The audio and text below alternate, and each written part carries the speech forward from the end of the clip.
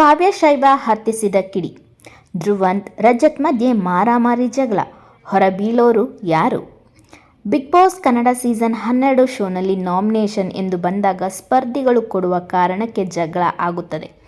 ಈಗ ಇದೇ ವಿಚಾರಕ್ಕೆ ರಜತ್ ಹಾಗೂ ಧ್ರುವಂತ್ ಮಧ್ಯೆ ಗಲಾಟೆ ಆಗಿದೆ. ಇದರ ಕಿಡಿ ಹೊತ್ತಿರೋದು ಕಾವ್ಯ ಮಾತಿನಿಂದ.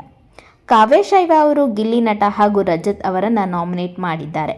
ಹೀಗಾಗಿ ರಜತ್ ಗಿಲ್ಲಿಯನ್ನು ಸ್ವಿಮ್ಮಿಂಗ್ ಪೂಲ್ಗೆ ತಳ್ಳಿದ್ದಾರೆ. ಇದರಿಂದಲೇ ಮನೆಯಲ್ಲಿ ಹೊಡೆದುಕೊಳ್ಳುವಷ್ಟರ ಮಟ್ಟಿಗೆ ಜಗಳ ಆಗಿ ಹೋಗಿದೆ.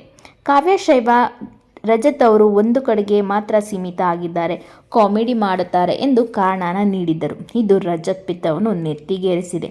ಈ ಕಾರಣ ನೋಡಿ ರಜತ್ ಅವರು ಕೆಂಡಾಮಂಡಲರಾಗಿದ್ದಾರೆ. ಆಮೇಲೆ ಜಗಳ ನಡೆದಿದೆ. ಈ ಮನೆಯಲ್ಲಿ ತಮಾಷೆ ಮಾಡಬಾರ್ದಾ, ಸ್ಪರ್ಧಿಗಳಿಗೆ ತಲೆ ಕೆಟ್ಟೋಗಿದೆಯಾ ಎಂದು ರಜತ್ ಅವರು ಹೇಳಿದ್ದಾರೆ.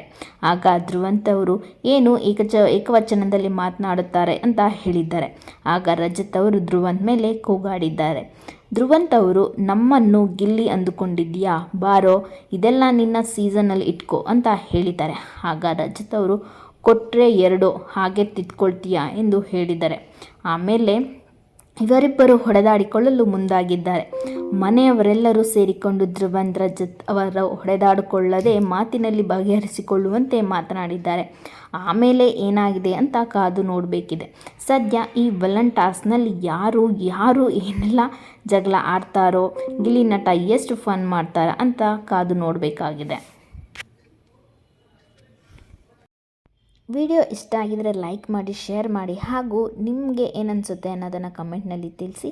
ಹಾಗೆ ಇನ್ನು ನಮ್ಮ ಚಾನಲ್ಗೆ ಯಾರೆಲ್ಲ ಸಬ್ಸ್ಕ್ರೈಬ್ ಮಾಡ್ಕೊಂಡಿಲ್ಲ ಪ್ಲೀಸ್ ಸಬ್ಸ್ಕ್ರೈಬ್ ಮಾಡಿಕೊಂಡು ವೀಡಿಯೋಸ್ನ ನೋಡಿ ಅಂತ ಹೇಳ್ತಾ thank you for watching my videos. ಮತ್ತೆ ನೆಕ್ಸ್ಟ್ ವಿಡಿಯೋದಲ್ಲಿ ಸಿಗೋಣ. Thank you.